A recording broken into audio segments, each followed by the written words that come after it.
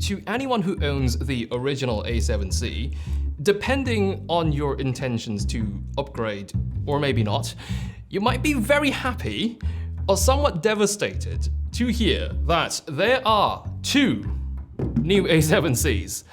It's about time anyway. Since the A7C first came out in 2020, this is the first time we are seeing a refresh for Sony's compact full-frame category. We've got, well within expectations, the A7C Mark II, but also what is a bit of a surprise, the A7C R.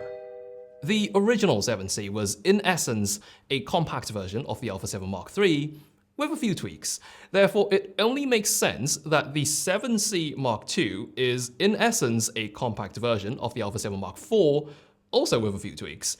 The A7C R applies that same idea, but to the 7R Mark V. With that in mind, it actually greatly simplifies things in terms of expectations regarding image quality, because we've already seen what these 33 and 61 megapixel sensors are capable of. Of course, these 2 new Cs aren't just carbon copies of their normal-sized counterparts.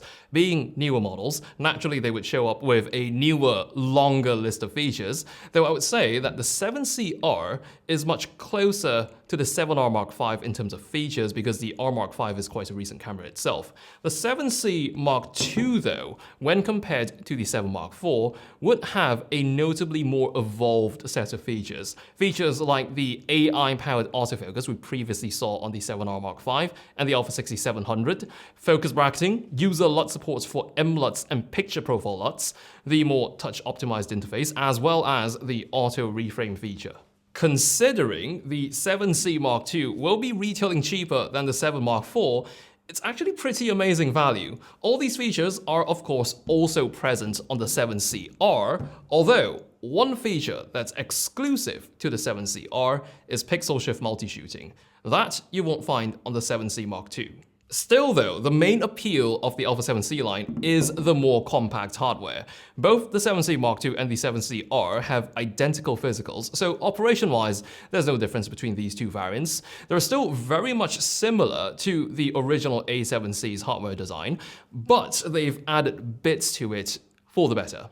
There's one extra custom button on the back to begin with. The EV dial has been changed to a remappable secondary rear dial, and my favorite hardware change, it has a front dial above the grip just like the rest of the Alpha cameras now. The mode selector gets a dedicated ring for stills, movie, SNQ, though it's not the most comfortable iteration of this switch on an Alpha camera. Still better than being on the mode dial at least. We get the same EVF as the A7C, but with a slightly larger 0.7 times magnification this time. Still micro HDMI on both models, but at least the strap eyelets aren't jingly anymore. The texture of the grip is different now from the original 7C. In fact, the grip itself has been improved. It fits bigger hands slightly better now, though I still prefer the grip on the α6700. That one still definitely feels nicer in hand. But there is one big however. This is a grip extension accessory which fits both the new cameras. It's available as a separate purchase for the case of the 7C Mark II, but is included in the box with the 7CR. Because, well, I suppose you're paying more for the R. It's got no electronics, you get a tripod thread pass-through, and the grip side can flip out of the way to access your battery hatch.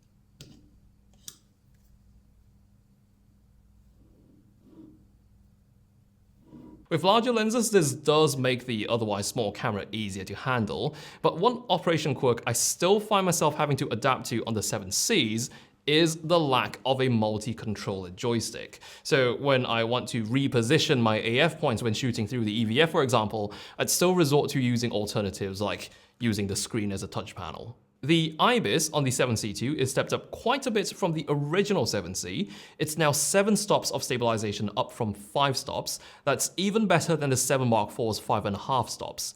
The 7CR is rated at 8 stops, so on par with the 7R Mark V.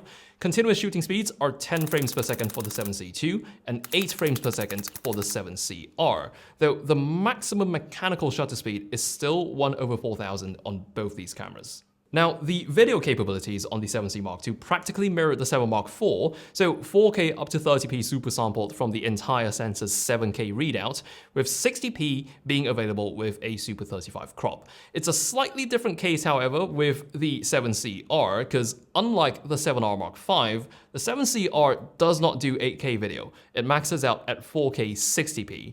At 4K 60, there's a 1.2 times crop. Full frame video up to 30p is pixel binned, but when you shoot in Super 35 mode up to 30p, your video is then super sampled from a 6.2K readout. And I almost forgot to mention, but this is all, of course, in 10-bit 422. A lot has changed in 3 years. It's almost like we forgot 8-bit cameras existed. Locally here in the Malaysian market, the 7C Mark II is available in both black and silver, with the R being available only in black. Now, I don't have exact numbers, but the 7CR will launch at just under 14,000 ringgit, which is significantly less than the 7R Mark V, which currently retails for about 18,000 ringgit. The 7C Mark II will launch at right around the 10,000 ringgit mark, which is more than the original 7C, but still lower than the 7 Mark IV. Actually, very similar price range to the ZV-E1.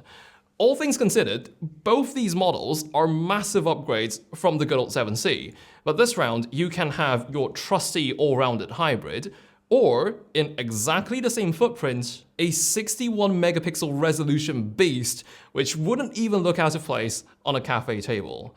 I can't help but feel Sony got annoyed at everyone just asking them for an update to the Alpha 7C, and they just went, here, have two.